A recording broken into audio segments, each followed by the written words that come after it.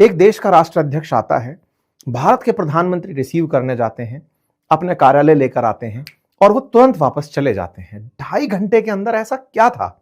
ये अपने आप में पूरे वर्ल्ड के अंदर डिस्कशन का चर्चा बन गया है। ये बिल्कुल वैसे ही है जैसे प्रधानमंत्री मोदी एक बार जाकर पाकिस्तान में नवाज शरीफ की पोती के घर में शादी में शामिल हो गए। लेकिन ये तो वैसा भी नहीं था, बकायदा एग्रीमेंट्स भी साइन हुए। 15 ऐसे एग्रीमेंट्स पर चर्चाएं हुई जिनकी चर्चा पूरी जगह हो रही है। और उन्हीं एग्रीमेंट्स में एक बड़ी चर्चा निकल कर आई, भारत और यूएई के बीच में स्ट्रेटेजिक डिफेंस पार्टनरशिप की बात हो जाना। आज के सेशन में हम चर्चा करेंगे यूएई के राष्ट्राध्यक्ष की भारत यात्रा, 3 घंटे की भारत यात्रा, और उसमें टाइमिंग इतना मैटर क्यों कर रहा है, इस मीटिंग के मायने क्या हैं और इन मायनों में अमेरिकी एंगल क्या है। अमेरिकी एंगल बताना इसलिए जरूरी है क्योंकि जब से अमेरिका के प्रभाव में रहते हुए कतर पर गोले गिरने शुरू हुए, फिर चाहे ईरान से हो या इजराइल से, दुनिया के हर देश को परमाणु बम की जरूरत आ पड़ी है। परमाणु बम अमेरिका की दृष्टि के नीचे बनाने की संभावनाएं अब किसी के पास बची नहीं है। ईरान ने बजाने का प्रयास किया था, उसके क्या हालात हैं वो आपके सामने हैं।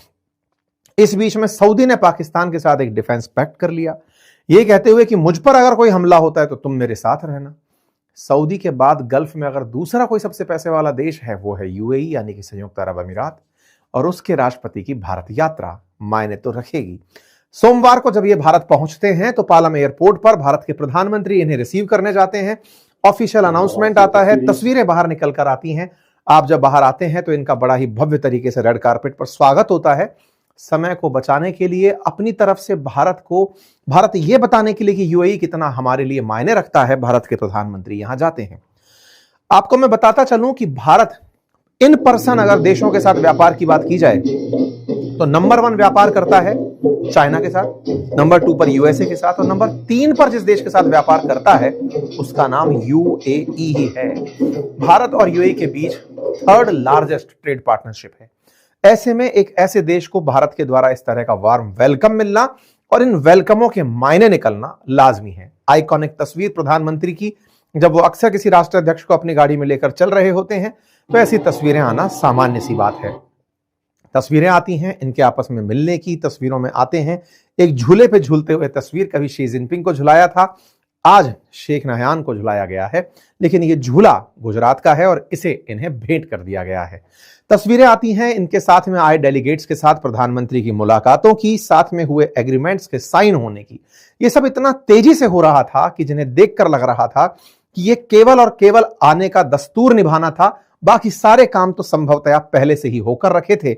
भारत और इनके बीच में स्ट्रेटेजिक डिफेंस पार्टनर का एग्रीमेंट होता है, लेटर ऑफ इंटेंट जाहिर किया जाता है, food sector corporation, civil nuclear corporation, साथ ही साथ व्यापार को $200 बिलियन तक पहुंचाने की बात होती है। धोलेरा स्पेशल रीजन जो बन रहा है गुजरात के अंदर, उसके अंदर इन्वेस्टमेंट की बात होती है। Super computer AI cluster India के अंदर बने, उसकी बात होती है। 9 बड़े समझौते, उनमें से 2032 तक भारत यूएई का व्यापार $200 अरब तक पहुंचाने की बात, न्यूक्लियर एनर्जी में सहयोग की बात, आर्टिफिशियल इंटेलिजेंस और सुपर कंप्यूटर, यूएई भारत में डेटा सेंटर बढ़ाने के लिए निवेश करेगा, डिफेंस सेक्टर में मिलकर काम करने के लिए समझौता साइन, स्पेस सेक्टर में सहयोग जैसे रॉकेट लॉन्च कॉम्प्लेक्स, गुजरात के धोलेरा में स्पेशल इन्वेस्टमेंट रीजन में डेवलपमेंट, यूएई भारत को हर साल 5 lakh metric ton LNG gas देगा, फूड एंड एग्रो प्रोडक्ट्स के व्यापार को आसान बनाने के लिए समझौता। बहुत सारे समझौते एक ही बार में गिन गिन कर दिए जाते हैं और उनमें से जिसकी सबसे ज्यादा चर्चा होती है वो है लेटर ऑफ इंटेंट, अपनी इच्छा जाहिर करने की रिपब्लिक ऑफ इंडिया और यूएई के बीच में स्ट्रेटेजिक डिफेंस पार्टनरशिप को लेकर। ये जो स्ट्रेटेजिक डिफेंस पार्टनरशिप है सबसे ज्यादा चर्चा इसी की, लेकिन और चर्चाओं के बीच में भी अंतरिक्ष सहयोग, आतंकवाद पर, ऊर्जा पर, ये तमाम जानकारियां बड़ी कॉमन और एक्सपेक्टेड जानकारियां हैं कि भारत और यूएई ऊर्जा के क्षेत्र में एलएनजी को सपोर्ट को लेते हुए आगे बढ़ेंगे। भारत और यूएई के बीच में $100 अरब का व्यापार होता है, $100 बिलियन का व्यापार होता है, जिसमें यूएई के लिए Bharat 2nd largest export destination है। $63 बिलियन का भारत को एक्सपोर्ट होता है। सबसे ज्यादा एक्सपोर्ट ये चाइना को करता है, उसके बाद भारत को करता है। भारत यहां पर $36 बिलियन का एक्सपोर्ट करता है, 2nd largest export. Individual country wise अगर हम बात करें तो हम यूएई को करते हैं, यह हमारे लिए एक बड़ा नंबर है आफ्टर यूएसए। भारत के लिए बहुत बड़ी मात्रा में यूएई के अंदर एक्सपोर्ट होना और यह व्यापार बढ़ाकर 200 बिलियन तक का लक्ष्य 2032 में ले जाना काफी महत्वाकांक्षी प्रतीत होता है। आप सभी को ध्यान होगा, हमने आपको बताया भी है कि एज ए ग्रुप अगर हम बात करें तो भारत ग्रुप के रूप में ईयू के साथ में अमेरिका के बाद सबसे ज्यादा ट्रेड करता है। यूएसए, चाइना, यूएई यही नंबर आगे पीछे होते रहते हैं। यूएसए के साथ अगर बायलैटरल ट्रेड की बात करें फाइनेंशियल ईयर 24-25 में तो $132 बिलियन का था, चाइना के साथ $128 बिलियन का था। जब चाइना गलवान वैली इंसिडेंट नहीं हुआ था तो नंबर 1 पर चाइना चलता था। उसके बाद नंबर 3 पर यूएई है $100 बिलियन के साथ, जिसके साथ हम ट्रेड डेफिसिट में रहते हैं। खैर, मोहम्मद बिन जायद ने भी अपनी तरफ से यह मैसेज सर्कुलेट किया, बताया कि भारत के लिए उनकी यह यात्रा कितने मायने रही और फिर वो यहां से चले गए। सब जगह जियोपॉलिटिकल डेवलपमेंट माना गया। इन तस्वीरों के सभी लोगों ने कयास लगाने शुरू किए। अल्टीमेटली भारत के अंदर यूएई के प्रेसिडेंट की 3 घंटे की यात्रा इतनी मायने क्यों रखती है, अब हम आकर उस पर चर्चा करते हैं। आप सभी जानते हैं कि सितंबर 2025 में पाकिस्तान और सऊदी ने मिलकर के न्यूक्लियर आर्म्ड पाकिस्तान के साथ एक म्यूचुअल एग्रीमेंट किया था।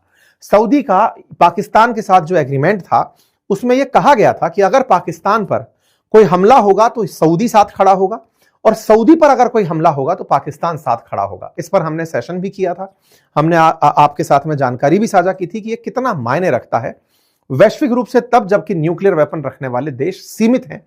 ऐसे में पाकिस्तान का यह कहना कि अब पाकिस्तान का न्यूक्लियर प्रोग्राम सऊदी अरब के लिए भी है, ऐसे में बड़ा सवाल बनता है कि सऊदी के साथ है तो यूएई को इससे क्या दिक्कत है दिक्कत क्या दिक्कत है।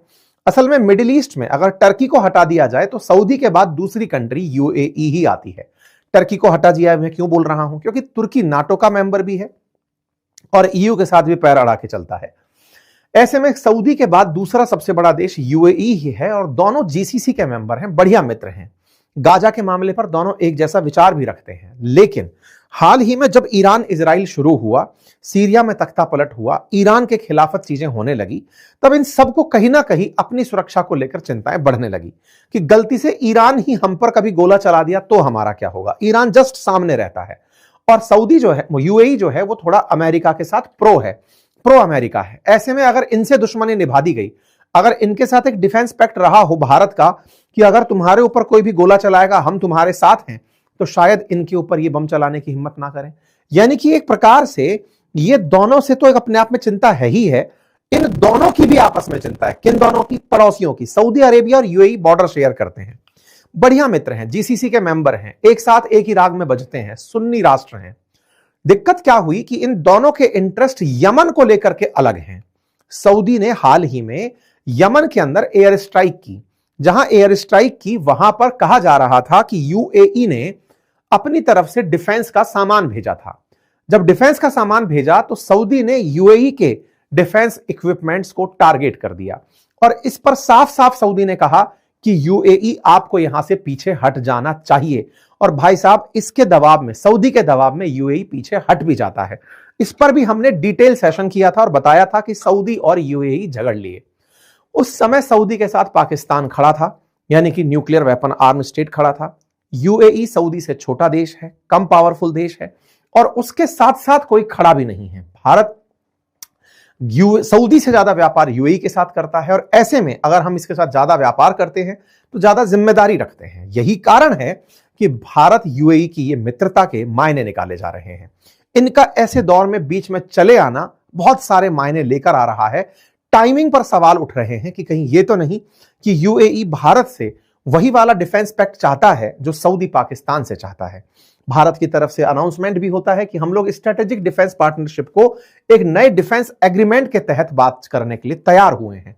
तो अब इन बिटवीन क्या हुआ है ये नहीं पता, लेकिन भारत का अनाउंसमेंट ये बताता है कि डिफेंस को लेकर के चर्चाएं तो हुई हैं और ये चर्चाएं डिफेंस पार्टनरशिप को लेकर हैं। इसलिए सब तरफ इस बात पर जिक्र है कि क्या भारत सऊदी के खिलाफ यूएई का साथ देने जा रहा है। ये मतलब बहुत बड़ी न्यूज बनती है।